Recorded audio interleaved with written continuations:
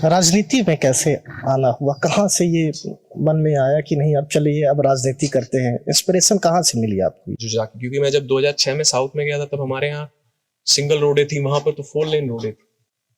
तो एक दिन खाने पे जब हम बैठे हुए थे तब वो मेरे को बोल रहे थे कि अरे हम लोग बहुत आगे हैं, ऐसा है वैसा है। मैं बोला देखो ऐसा है, तुम्हारा जितना जमीन है उतना मेरा मध्य प्रदेश है। और जिला पंचायत का आपने चुनाव लड़ा, गांव के अंदर आपका जाना हुआ। रीवा जिले की राजनीति में आपने क्या देखा, क्या कमी देखी आपने कि हमको आज के डेट में सबसे ज्यादा जो इन्वेस्टमेंट करना है वो करना है एजुकेशन। पूरे के पूरे स्कूलों में डिजिटलाइजेशन ले आओ। तो रीवा जिला एक ऐसा है जहां जाति पाति की भी बातें होती हैं, इनको आप कैसे काउंटर करेंगे? उनके विरासत के रूप में आपको देखा जा रहा है, क्या चीजें आप देखते हैं क्योंकि आप फैमिली मेंबर रहे हैं? ये नमस्कार, आप सब खबरिया.com देखना चालू कर चुके हैं। नए साल की शुरुआत है, आप सबने एक दूसरे को नववर्ष की बधाइयां दी होंगी। जाहिर सी बात है आपके घर के कैलेंडर भी चेंज हुए होंगे।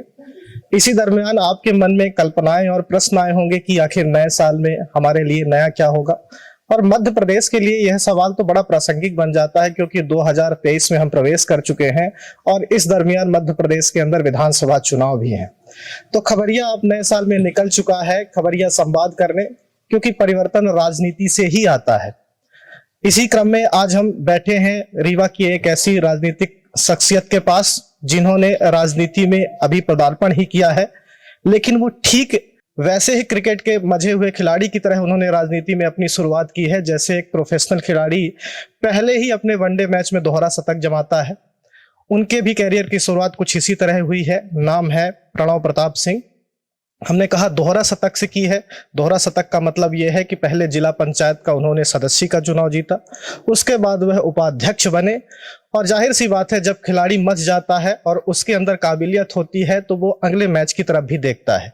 इसी क्रम में उनकी नजर अब विधानसभा की ओर भी है।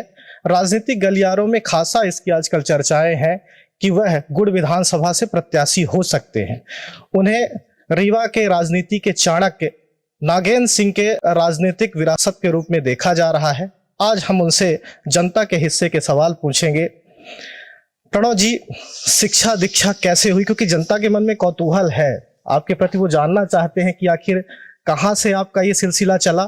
क्योंकि अमूमन क्या होता है कि जब आदमी अच्छे जगह से पढ़ लिख लेता है, विदेश में पढ़ाई कर लेता है, तो अपने व्यापार की ओर देखता है, अपने कैरियर की ओर देखता है। और आपने तो शुरुआत वहां से की है जहां से राजनीति का कटहरा चालू होता है, यानी जिला पंचायत के चुनाव से।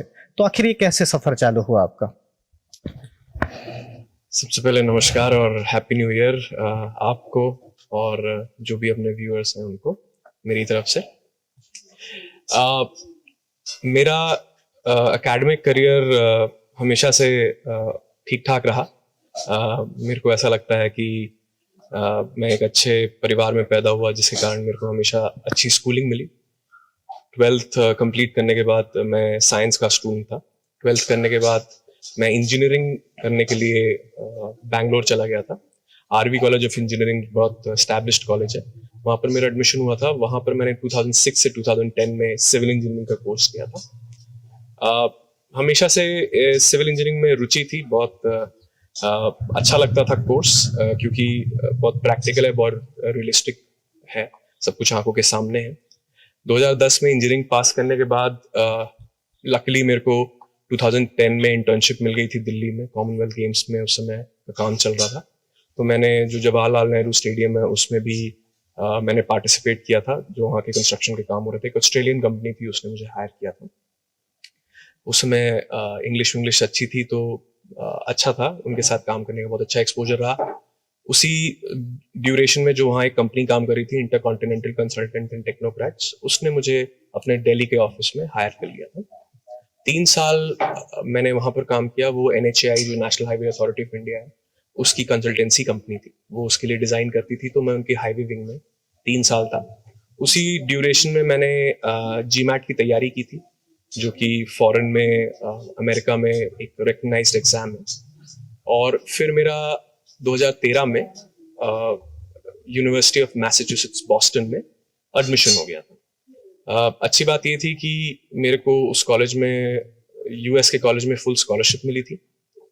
और दूसरा क्या था कि मेरे पास वहाँ पर असिस्टेंट, मेरे जो वहाँ प्रोफेसर्स थे उनके साथ उनको असिस्ट करने का मौका मिला था, जिसके कारण मेरे को फाइनेंशियली फाइनेंशियली देखा जाए तो स्कॉलरशिप मिलने के कारण फीस भी माफ हो गई थी। और उसके बाद फिर जो मैं वहाँ पर अपने प्रोफेसर के साथ जो अंडर ग्रेजुएट के बच्चे थे उनको कंप्यूटर पढ़ाता था, उनकी कॉपियाँ चेक करता था, तो असिस्टेंस में मेरे को अच्छी खासी सैलरी मिलती थी, जिसके कारण मेरा यूएस में रहना, खाना पीना सब बहुत अच्छे से उसके कारण मेरा अच्छे से निकल जाता था। तो मैं 2013 में बॉस्टन चला गया था। मैंने वहाँ की सरकारी यूनिवर्सिटी से पढ़ाई की। मैंने वहाँ सबसे पहले अपनी MSIT की डिग्री कंप्लीट की थी। मेरे पास 2 डुअल मास्टर्स की डिग्री है, और अलॉन्ग विद दैट मैंने MBA की भी डिग्री 2016 में कंप्लीट की थी।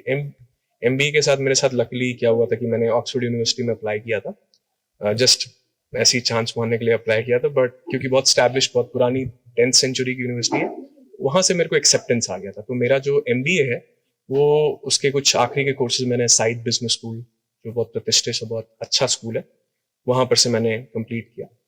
उसी ड्यूरेशन में, क्योंकि मैं प्रोफेसर के अंडर में काम करता था, सिविल इंजीनियर था, तो जब मैं पहले साल वहाँ गया था तो वहाँ पर एक कॉन्फ्रेंस हुई थी जहाँ पर वहाँ नौकरी दे रहे थे, एम्प्लॉयमेंट हो रहा था, बॉस्टन की बहुत सारी कंपनियां आई थी। तो लकीली मेरे को वहाँ पर भी करीबन 1.5-2 साल एक बाहर की कंपनी में, जो एक निश इंजीनियरिंग करके एक कंपनी थी, सिविल इंजीनियरिंग टेक्निकल प्रोफाइल होने के कारण नौकरी बहुत आसानी से मिल जाती थी, तो लकीली मेरे को वहाँ पर भी काम करने का मौका मिला। तो मेरे पास वहाँ जॉब थी, मैं काम कर रहा था, अच्छी जॉब थी। शहर के सिविल इंजीनियरिंग प्रोजेक्ट्स को मैं मॉनिटर करता था, देखता था। 2016 में मैं जब यहाँ से गया था तो मेरे पिताजी ने बोला था, मैं पिताजी को बोल के गया था, जिस दिन आप बुलाएंगे, जितना समय फ्लाइट में लगेगा, अगले दिन आपके पास होऊंगा। तो मार्च 2016 में उन्होंने मेरे को वापस बुला लिया। मैंने अपना वादा पूरा किया, जिस दिन बुलाया उसके 2 दिन बाद फ्लाइट से और ट्रेन से पकड़ के वापस गया।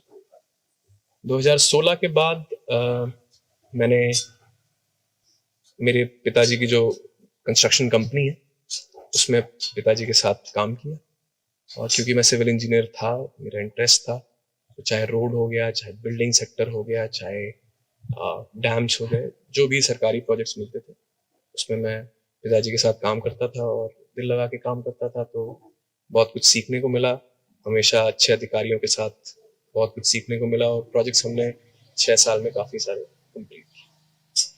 राजनीति में कैसे आना हुआ, कहाँ से ये मन में आया कि नहीं अब चलिए अब राजनीति करते हैं, इंस्पिरेशन कहाँ से मिली आपको? एक्चुअली देखिए, सही बोलूं तो मैं 2018 के पहले, क्योंकि आप सबको पता है कि नागेंद्र दादा भाई जो क्योंकि हम लोग एक ही परिवार से हैं, तो हम लोग का परिवार हमेशा से राजनीति में और सरकारी नौकरियों में, मेरे पापा भी थे, मेरे परिवार के बहुत सारे लोग हैं, तो हमेशा आज भी हमारा गांव में सब लोग जाते हैं, तो परिवार छोटा है तो मिलना जुलना लगा रहता है। तो मैं हमेशा, मैं क्या, मेरे जैसे सारे जितने मेरे भाई लोग हैं, सब लोग नागेंद्र दादा भाई से बड़े इंस्पायर्ड रहते थे।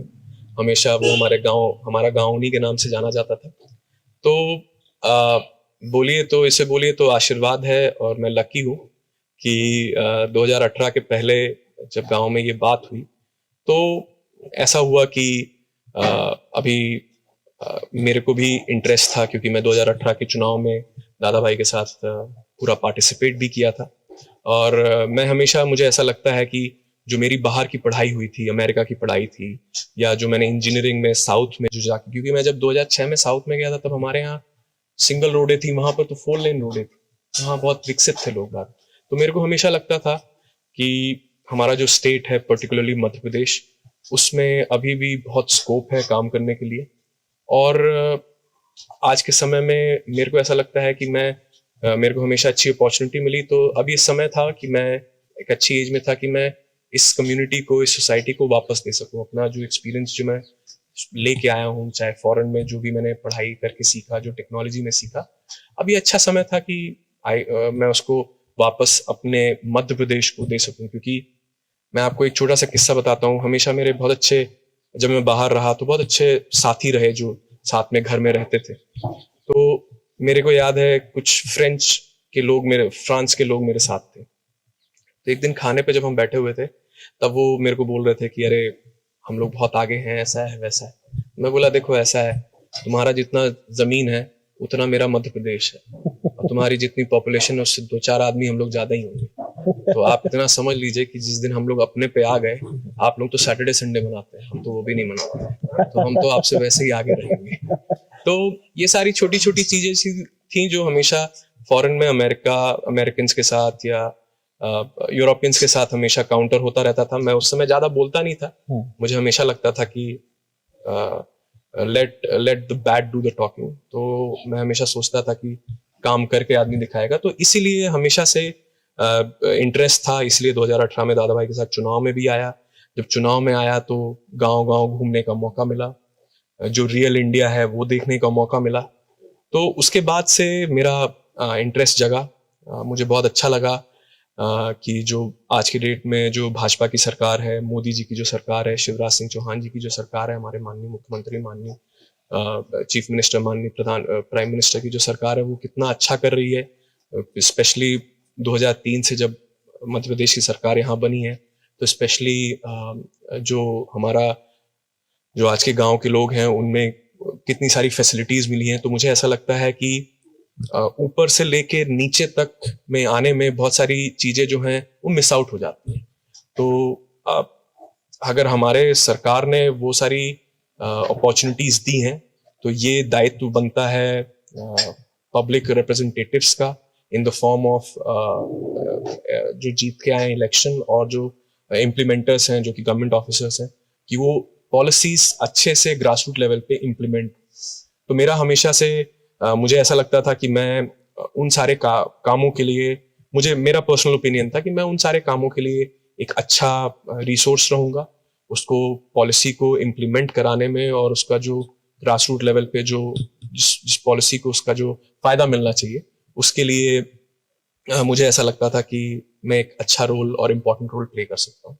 तो यही मेरी इंस्पिरेशन थी। मेरी इंस्पिरेशन 2018 में जब मैंने दादा भाई के साथ करीबन 2 महीना प्रचार किया था, गांव गांव घूमा था, लोगों से मिला था, रात रात को बैठ के बूढ़ी जितनी भी हमारी जो वृद्ध माताएं थी, मेरी दादी की उम्र की लोग थे, बब्बा की उम्र के लोग थे, उनसे मिला था, उनके आशीर्वाद लिया था, उनके साथ समय बिताया था। तो बस इतना याद था कि ये एक फील्ड है जिसमें बड़े लेवल पे कंट्रीब्यूट कर सकते हैं, यंग लोगों को मौका दे सकते हैं, उनको अपना एक्सपोजर शेयर कर सकते हैं, उनको अपनी पढ़ाई शेयर कर सकते हैं, और उनको गाइड कर सकते हैं कि कौन सी फील्ड में जाओगे, कि आप जब आप अपनी इंजीनियरिंग या कंप्लीट करोगे तब कौन सा समय होगा, और तब आपको अभी से कौन सी पढ़ाई करनी चाहिए, ताकि आप 5 साल बाद जब वर्क फोर्स में आओगे तब उसका जमाना होगा। जैसे आज के डेट में अगर किसी को इंजीनियरिंग करनी है तो कंप्यूटर साइंस पढ़े, क्योंकि आने वाले समय में मैंने अपने भाइयों को सबको कंप्यूटर साइंस पढ़ाया, क्योंकि आने वाले समय में आर्टिफिशियल इंटेलिजेंस आने वाला है, रोबोटिक्स आने वाला है। तो आज जब वो अभी जब इंजीनियरिंग में जा रहे हैं, जब 6 साल बाद वो काम करेंगे, वर्क फोर्स में आएंगे, मास्टर्स इंजीनियरिंग कंप्लीट करने के बाद, मास्टर्स कंप्लीट करने के बाद, तो आज जो हो रहा है वो नहीं होता होगा। तो हमको हमेशा से आज से 10 साल आगे की सोच रख के चलना चाहिए, वो पढ़ाई करनी चाहिए। चाहे आप नारायण मूर्ति जी को देख लीजिए, वो उस समय में कंप्यूटर साइंस पढ़े जब कोई नहीं लेता था, उन्होंने इन्फोसिस बनाई। आज के डेट में इन्फोसिस कितनी बड़ी कंपनी, हमारे पूरे इंडिया का नाम रोशन कर रही है। तो मेरी भी हमेशा ऐसी सोच है कि आज हमको वो पढ़ना चाहिए जहां 10 साल आगे उसकी नौकरी। तो आर्टिफिशियल इंटेलिजेंस है, रोबोटिक्स है, स्पेस इंजीनियरिंग है, क्योंकि हर एक चीज जो रेगुलर जॉब्स है वो चले जाएंगे। तो मेरा ये सोचना है, मेरा यही मन था, सिर्फ और सिर्फ इसी कारण कि मैं कंट्रीब्यूट कर सकूं अपनी मध्य प्रदेश की सोसाइटी के लिए, और उसको डेवलप होने में मेरा थोड़ा बहुत जो भी कंट्रीब्यूशन हो सके वो रहे। क्योंकि अभी मध्य प्रदेश बहुत आगे जा रहा है, थोड़ा बहुत हम लोग का कंट्रीब्यूशन हो जाएगा तो दिल को तसल्ली रहेगी। आपकी इस पूरे वार्तालाप पे 3 चीजें निकल के सामने आई। पहले तो आप आत्मनिर्भर जैसे है, आपका जो स्वभाव दिखाई दे रहा है, नेशनलिज्म आपके अंदर कूट कूट के भरा हुआ है, और तीसरा आप इनोवेशन की तरफ देख रहे हैं। जब आप 2018 के चुनावों में गए और जिला पंचायत का आपने चुनाव लड़ा, गांव के अंदर आपका जाना हुआ, रीवा जिले की राजनीति में आपने क्या देखा, क्या कमी देखी आपने कि उसको आप पूरा करने के लिए अब जुट गए?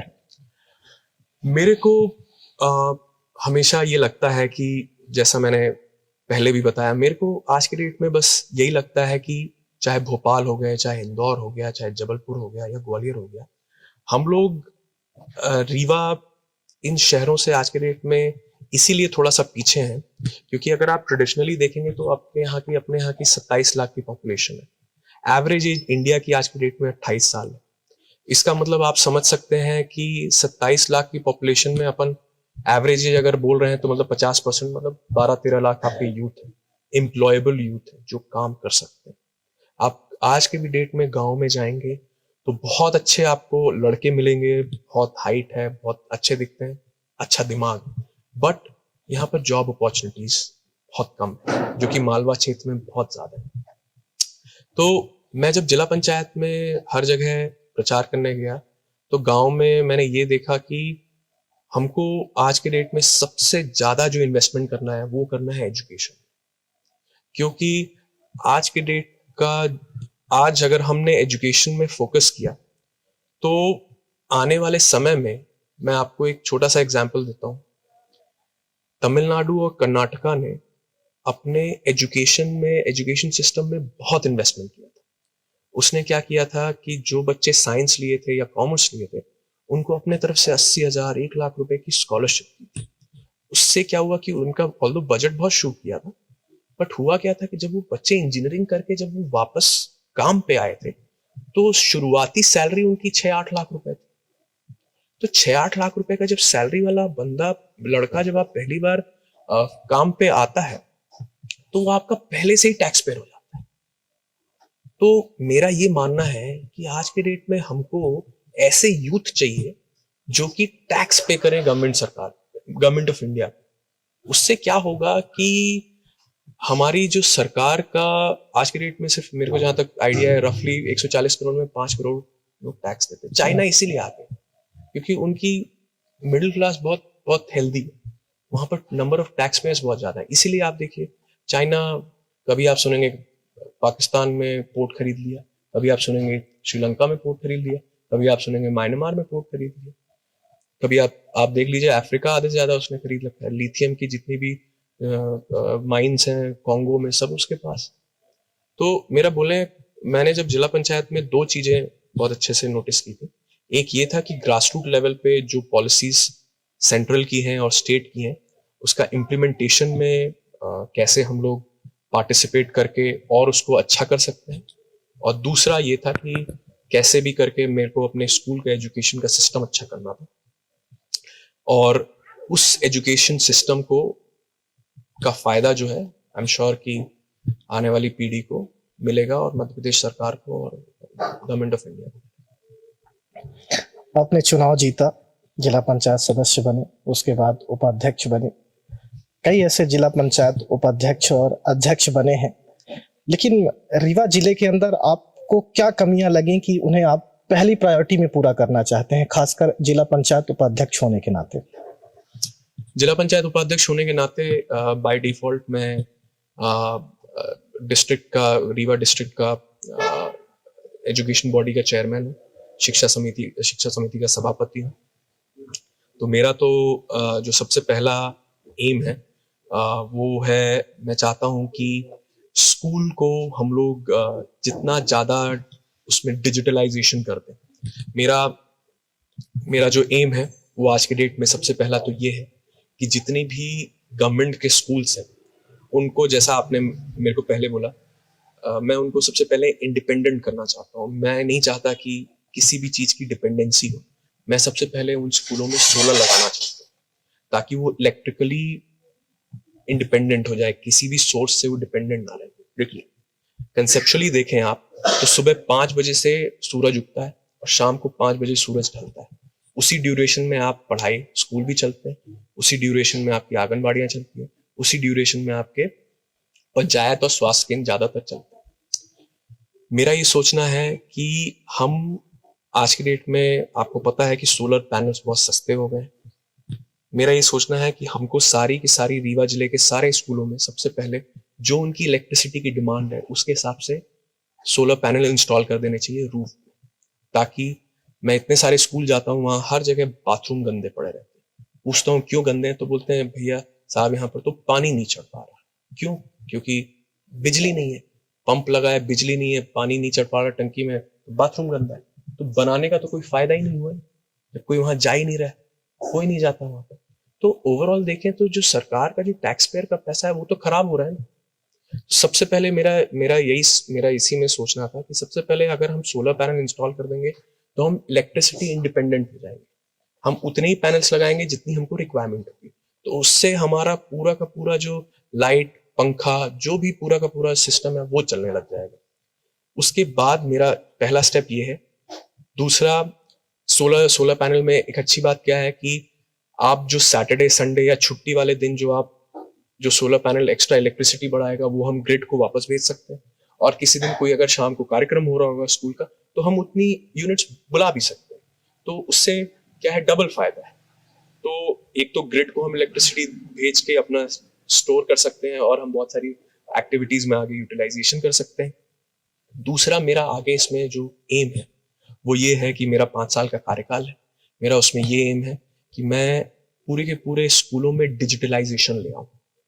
मेरा ये एम है कि जो आज के डेट में हम हार्ड कॉपी में जो पढ़ाई करते हैं, जो किताब और बुक्स में कॉपी करते हैं, पढ़ाई करते हैं, मैं ये चाहता हूं कि उसको हम डिजिटल करते हैं, ताकि सारे के सारे स्कूलों में एक टीवी लग जाए, जो हम आज हार्ड कॉपी में पढ़ रहे हैं वो डिजिटल हो जाए, जो हमारे प्रोफेसर्स हैं, जो हमारे टीचर्स हैं, वो उसको डिजिटल मतलब वो उसको प्रेजेंटेशन में पढ़ाएं, पावर पॉइंट से पढ़ाएं, और उससे लिंक्ड जो वीडियोस हैं, क्योंकि कई बार क्या होता है कि आपकी इमेजिनेशन उतनी नहीं जा पाती। अब जैसे आप केमिस्ट्री में सोचिए, आपको पता चला कि आपका ये आपका एक सब्सटेंस है, उसमें अगर आपने एसिड डाला तो उसका कलर ब्लू हो जाता है, तो वो आप पढ़ाएंगे, उसके बाद फिर बगल में उसका एक यूट्यूब में एक वीडियो दिखा देंगे, तो उससे बहुत बच्चों को क्लियरिटी आएगी।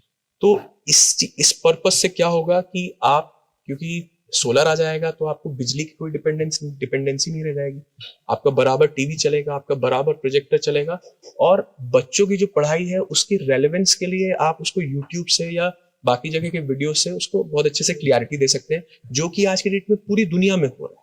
और ये दुनिया में, क्योंकि मैंने भी ऐसी पढ़ाई की है अमेरिका में, और मैंने तो आज से 10 साल पहले ये पढ़ाई की, तो आज के डेट में वो जो टेक्नोलॉजी है वो बहुत सस्ती हो गई।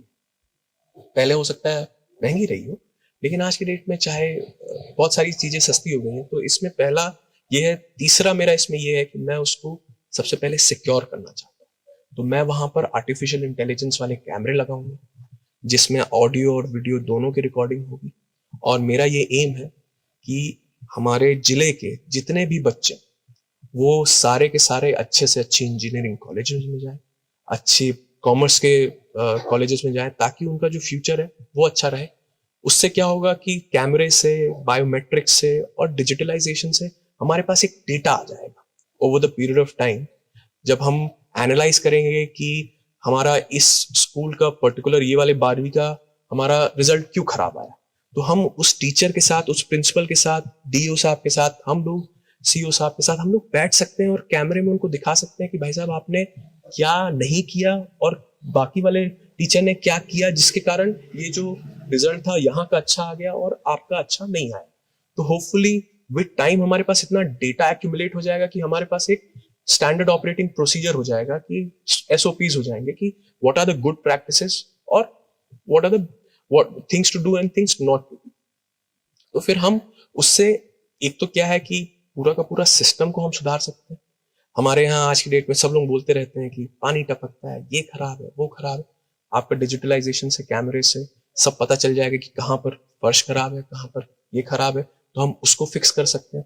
आज की डेट में आप जो आज का सिस्टम जो चल रहा है मैनुअली, कितना दौड़ भाग कर सकते हैं, कितने सारे यहाँ पर स्कूल से कितने लोगों को मॉनिटर कर सकते हैं, आप नहीं कर सकते।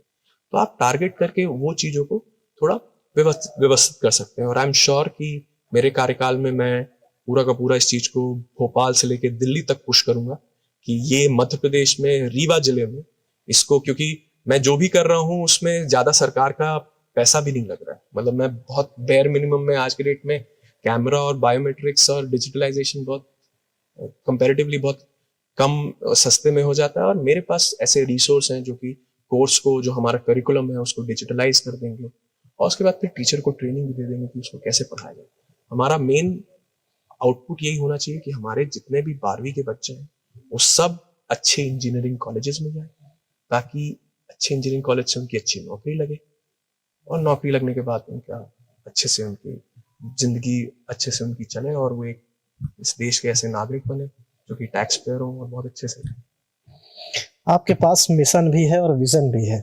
इस मिशन और विजन में क्या आप विधायकी का चुनाव भी लड़ने जा रहे हैं, क्योंकि राजनीतिक गलियारों में काफी चर्चाएं हैं इसको लेकर?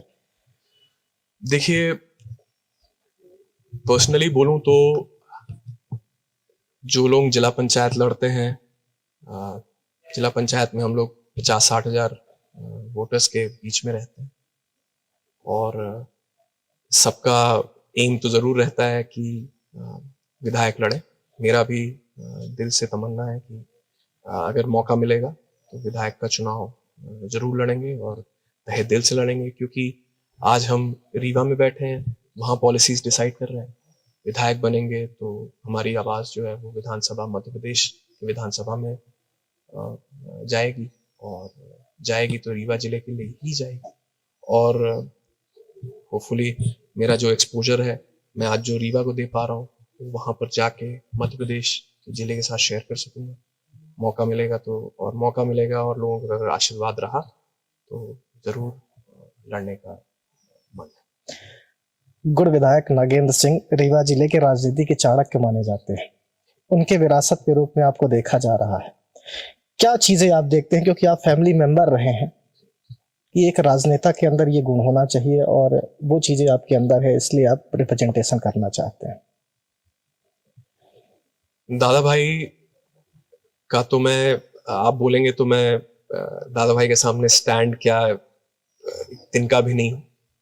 आज से उनका 60 साल का पॉलिटिकल करियर है, हम लोग तो जस्ट अभी शुरुआत कर रहे हैं। तो मैं आपको पर्सनली बोलूं तो हर एक कदम, हर एक जो उनके साथ बिताया हुआ समय सिर्फ और सिर्फ सीखने लायक है। जिस तरीके से वो जनता से इंटरेक्ट करते हैं, जिस तरीके से वो आप देखेंगे तो 20 साल से गुड़ के विधायक रहे हैं, जिस तरीके से गुड़ की जनता उनको मानती है, उनका आदर करती है, उनका सम्मान करती है। और रीवा जिले में जिला पंचायत का उपाध्यक्ष होने के कारण मेरे को पूरा रीवा जिला घूमने का मौका मिलता है। तो मैं पर्सनली देखता हूँ कि गुड़ में बहुत काम हुआ है, क्योंकि दादा भाई के कारण काफी बार गुड़ में जाना होता है, साथ में जाना होता है। तो मैं देखता हूँ कि गुड़ में उन्होंने एजुकेशन में बहुत काम किया है, उन्होंने रोड के सेक्टर में डेवलपमेंट में बहुत, रोड डेवलपमेंट आज के डेट में रोड बहुत अच्छी हो गई है। इलेक्ट्रिसिटी का उन्होंने बहुत अच्छी, जितनी भी आज के डेट में जो हमारे रीवा जिले में जितनी बिजली आ सकती है, जितना भी प्रेशर लगाया जा सकता है, वो जरूर करते हैं अपने जनता के लिए। तो और मैं जानता हूं कि उनका जो फोकस रहता है वो हमेशा उनके लिए रहता है, जो कि आज के डेट में अभी भी थोड़ा सा पीछे, जो जिनके यहाँ थोड़ा सा अभी भी थोड़ा सा एजुकेशन और इसकी चीज की थोड़ा सा अभी भी पीछे है उसमें। मैं हमेशा देखता हूँ कि नागेंद्र दादा भाई का हर पल, उनके साथ बिताया हुआ पल सिर्फ और सिर्फ मेरे लिए सीखने का रहता है। जिस ढंग से वो लोगों से बात करते हैं, जिस ढंग से वो लोगों के लिए काम करते हैं, जिस ढंग से वो चाहे खेल हो गया, चाहे स्कूल हो गए, चाहे डेवलपमेंट हो गया, चाहे जितनी भी पॉलिसी का इम्प्लीमेंटेशन है, उसको किस लेवल पे रेस करना है, उसको कहाँ तक उसको उठाना है ताकि वो काम हो जाए, ये सब रेगुलर बेसिस में सीखने को मिलता है। और भगवान का बहुत बड़ा ये आशीर्वाद है मेरे ऊपर कि मैं उस परिवार में पैदा हुआ, और मैं लकी हूँ कि कभी भी मन करता है तो चला जाता हूँ और बैठता हूँ उनके साथ और बस बात सुनता हूँ और जितना हो सकता है लेता हूँ। जाहिर सी बात है कि अगर आपको मौका मिलता है, क्योंकि कहा जा रहा है कि भारतीय जनता पार्टी में गुजरात फॉर्मूला लागू होगा, और गुजरात फॉर्मूले का सीधा मतलब ये है, अगर हम एक राजनीतिक विद्यार्थी के रूप में एनालिसिस करें, कि नए युवाओं को वहां मौका दिया जा रहा है। अगर आप मैदान में हुए तो जाहिर सी बात है विरोधी आपके ऊपर इस रूप में भी हमला करेंगे कि विरासत की राजनीति आपको मिली है। साथ ही साथ रीवा जिला एक ऐसा है जहां जाति पाति की भी बातें होती हैं, इनको आप कैसे काउंटर करेंगे? देखिए, सबसे पहला तो विरासत की बात रही तो मैं उसमें तो मैं कुछ आज के डेट में नहीं बोल पाऊंगा, क्योंकि मैं अपना काम से ही दिखाऊंगा, क्योंकि मैं आज की डेट में जिला पंचायत का उपाध्यक्ष हूँ। अभी साल भर है चुनाव में, तो जो हम इस ड्यूरेशन में काम कर लेंगे, तो सबसे पहले तो आपका काम बोलता है, उसके बाद ही कोई चीज बोलती है। तो जो भी कोई काम करेगा, मुझे ऐसा लगता है कि जनता उसको जरूर मौका देगी। दूसरी रही जो आपका दूसरा सवाल है, वो क्या बोला था? जाति पाति की। देखिए, हम लोग, मैं आपको सही बता रहा हूँ, मेरे को ये ना समझ में आती है जाति पाति, और ना मैं इसमें ज्यादा समझना चाहता हूँ। मुझे तो बस ये समझ में आता है कि आज के भी डेट में जब मैं कोई स्कूल जाता हूँ, तो मैं सिर्फ और सिर्फ पहला नाम सुनता हूँ, और 20 बच्चे अगर वहाँ बैठे होते हैं, तो मुझे पता है कि कम से कम 2 से 3 बच्चे तो इतने स्मार्ट होते हैं कि वो इंटरनेशनल लेवल पे क्या बोलते हैं, compete कर सकते हैं। चाहे आप किसी भी आंगनवाड़ी केंद्र में चले जाइए, चाहे आप किसी भी स्कूल में चले जाइए, चाहे आप किसी भी हॉस्पिटल में चले जाइए। मेरे को ये चीज समझ में आती है, ना मैं ये चीज में कोई इन्वॉल्व होता हूँ। मेरे लिए तो मेरे रीवा की जो 27 लाख की पॉपुलेशन है, वो दिखती, और उसको हम कैसे इस स्टेट का बेस्ट शहर बना सकते हैं, इस देश का बेस्ट शहर बनाए, और अगला गोल होगा कि इस दुनिया का सबसे अच्छा शहर बनाए। मेरे को सिर्फ ये 3 चीज दिखती है, और उसके अलावा मेरे को कोई चीज नहीं दिखती। मैं बड़ा इस मामले में मैं बहुत अच्छी जगह बाहर रहा हूँ, तो मेरे को ना समझ है, और मुझे ज्यादातर उसमें समझ में आता भी नहीं है, क्योंकि मेरा इतना सॉलिड बैकग्राउंड भी नहीं रहा। राजनीति से इधर आते हैं, प्रणव प्रताप सिंह जी को क्या पसंद है? स्पोर्ट्स, जब आप भाषण अपने देते हैं तो ज्यादातर क्रिकेट की बातें उसमें होती हैं, आपको क्रिकेट पसंद है क्या? एक्चुअली देखिए, क्या है कि मैं हमेशा बोर्डिंग स्कूल में रहा। मेरी पढ़ाई बोर्डिंग स्कूल की थी, और फिर इंजीनियरिंग में भी क्रिकेट में काफी आगे रहे। तो ना सिर्फ क्रिकेट, बल्कि मैं स्कूल में फुटबॉल भी खेलता था, मैं स्टेट अंडर 15 हॉकी भी खेला हुआ हूँ, मैं बास्केटबॉल टीम में भी था अपने हाउस की। तो स्पोर्ट्स से हमेशा बड़ा जुड़ाव रहा, और क्रिकेट से हमेशा इसलिए रहा क्योंकि भारत में सभी के आइडल राहुल द्रविड़ और सचिन तेंदुलकर लोग रहे हैं। तो मुझे पर्सनली ऐसा लगता है कि मैंने स्पोर्ट्स से बहुत बहुत बहुत कुछ सीखा है। मेरे को जो भी आज के डेट में मुझे ऐसा लगता है, स्पोर्ट्स जो आदमी को जमीन से जोड़ के रखता है, क्योंकि स्पोर्ट्स में बहुत सारे दिन आप हारते हैं और बहुत कम दिन आप जीतते हैं। तो जो हार आपको सिखाती है, मुझे पर्सनली ऐसा लगता है वो मेरे को पर्सनली उसने ज्यादा लाइफ में सिखाया है कि हार के बाद आदमी को कैसे डील करना है। और स्पेशली स्पोर्ट्स में हमेशा एक टीम गेम होता है, तो आपको एक टीम को साथ लेके चलना होता है। इसीलिए मुझे ऐसा लगता है कि स्पोर्ट्स बहुत अच्छा माध्यम है, और मैं हमेशा स्पोर्ट्स में हमेशा टीम को आगे लेके चला हूँ, सबको आगे लेके चला हूँ। तो मैं जानता हूँ कि मैं एक टीम मेंबर हूँ, हमेशा मैं अपने आप को ये मानता हूँ कि मैं एक बहुत अच्छा टीम मेंबर हूँ, और टीम को कई बार लीड भी किया है, और मेरी टीम बड़ी हंसी खुशी रही है। आज के भी डेट में मेरे टीम के मेंबर्स, या जिनके साथ मैं सीनियर्स के साथ खेला हूँ या जूनियर्स के साथ खेला हूँ, आज भी मैं उनके साथ टच में हूँ, और हमेशा स्पोर्ट्स की बात होती है। तो मुझे ऐसा लगता है कि मैं स्पोर्ट्स से लाइफ में बहुत कुछ सीखा हूँ। हम्बलनेस जो है, वो जरूर मैंने स्पोर्ट्स से सीखी। जब आपसे वार्तालाप हो रहा था इस दरमियान कैमरे के बाहर, तो पता चला आप सुबह 5 बजे उठ जाते हैं। आजकल युवाओं की जो आदत है वो लेट तक सोने की है, और खासकर जब बड़ी सिटीज में आदमी रहता है। तो रीवा के युवाओं को आप इससे क्या इंस्पिरेशन देंगे कि आखिर सुबह उठने से क्या फायदे हैं जीवन में? आपने क्या महसूस किया?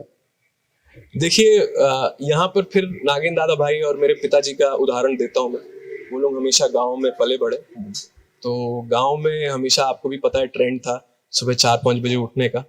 तो दादा भाई भी 5 बजे उठ जाते हैं, मेरे पिताजी भी 4 बजे उठ जाते हैं। तो मेरे पिताजी 4 बजे उठ जाते तो हमको 5 बजे सबको खड़ा कर देते थे। उसके बाद फिर बोर्डिंग स्कूल भेज दिए, तो 5 बजे उठा के दौड़ने लगवाते थे, वहां पर दौड़ लगा देते थे। तो आप ये समझिए कि जब मैं 10 साल का था तब से 5 बजे उठ रहा हूँ, तो अब ऐसी आदत हो गई है कि रात को अगर 11 बजे भी सो, वैसे मैं आपको पर्सनली बताता हूँ, 10 बजे के बाद ना मेरा दिमाग काम करता है ना मैं किसी काम कर रहता हूँ क्योंकि मैं इतना थक जाता हूँ। क्योंकि सुबह 5 बजे से आदमी उठ जाता है तो मेंटली एग्जॉस्ट हो जाता है शाम के 10 बजे तक।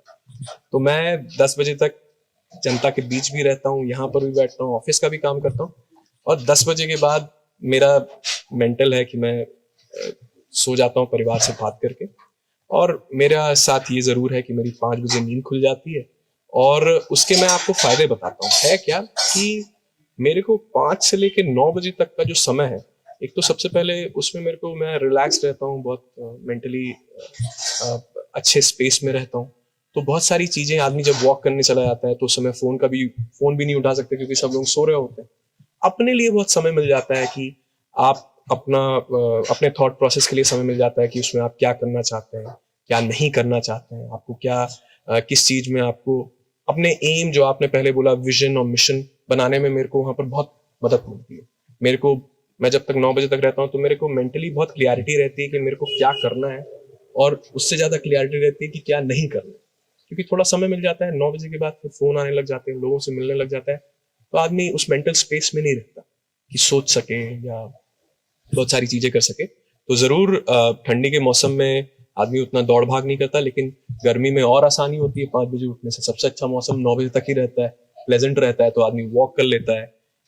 अभी हम लोग ने सोचा है कि हम लोग थोड़ा सा क्रिकेट या स्पोर्ट्स खेलना शुरू करेंगे, तो एम्पल टाइम मिल जाता है, अच्छा रहता है। मेरा तो मैं तो ये सोचता हूँ कि ब्लेसिंग इन डिस्गाइज है कि मेरे को सुबह उठने की मेरी आदत है, और मुझे थोड़ा सा 2-4 घंटे अहेड मिल जाते हैं, तो ये मेरे लिए बहुत बेनिफिट है। चलिए, नए वर्ष की शुरुआत हुई है, आपके लिए बहुत बहुत शुभकामनाएं।